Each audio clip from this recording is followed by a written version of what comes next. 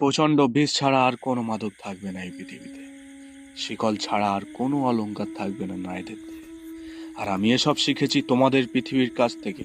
নিশ্চয়ই তোমরা আমাকে কোনো ভিনগ এলিয়ান ভাবতে পারো না, যেহেতু আমি নিশ্চিত 1999 মার্চ মাসের বসন্তের সন্ধ্যায় এক মানবের থেকে আমার জন্ম হয়েছিল।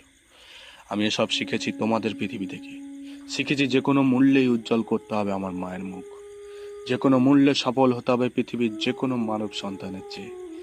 আমার যন্ত্রণা দিয়ে এমন হাইড্রোজেন বোমা বানাবো যা দিয়ে তোমাদের বড় বড় শহরগুলো ধ্বংস হয়ে যাবে মুহূর্তেই। এজন্য যেন আবার আমাকে দোষারোপ করো না। তোমাদের স্কুল থেকে আমি এসব শিখেছি এমন সব ফাঁদ বানাতে যা দিয়ে তোমাদের মুহূর্তেই ধ্বংস করে দেওয়া যায়, জনপদ শূন্য করে দিয়ে যায়।